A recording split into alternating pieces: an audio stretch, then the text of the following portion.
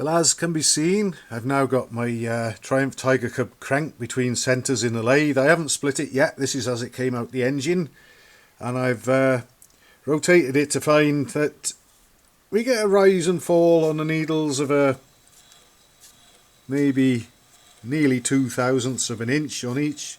The rise and falls happen at the same time, so as usual one cancels the other out, and that's actually running pretty true as far as the main bearings and stuff are concerned.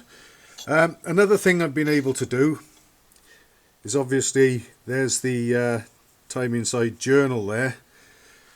I've been able to run the dial gauge backwards and forwards over the unworn area, if you like, and there's just, you can hardly see it, but there's just a little,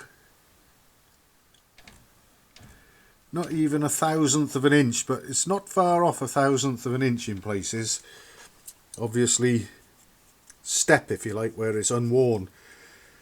So diametrically, if you got 1/1000th of an inch there, and another one, it could be knocking on the door of 2/1000th of an inch in places.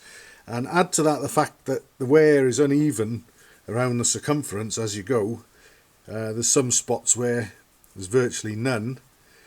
I suppose the Tiger Cub is certainly capable of getting the other side of 6,000 revs if you want to press it, but even at sort of 4,000 or 5,000, I suppose that sort of off-centre sort of thrumming it's going to set up is also going to cause noises and vibrations. I've got the we'll go and have a look at the engine now. Actually, I've got the time inside bush that came out was actually the closer fit on the unworn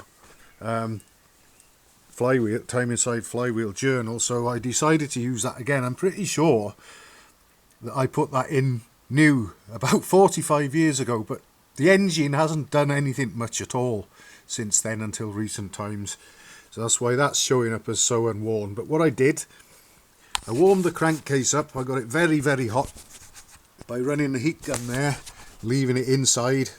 I cleaned everything out and used brake and clutch cleaning solvent, and got rid of any oiliness.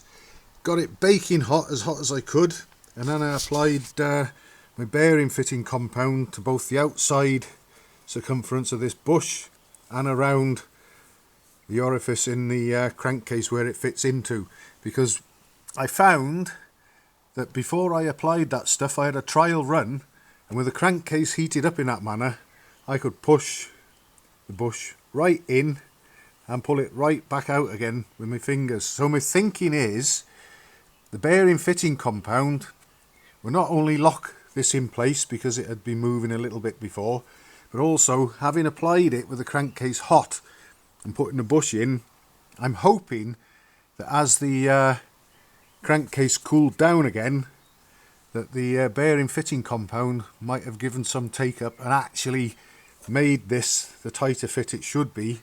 And even if we can just grab half a thou or a thou reduction in diameter, every little helps, but at least it's not going to clatter around inside the casing anymore, because it was starting to move and fret a little in there.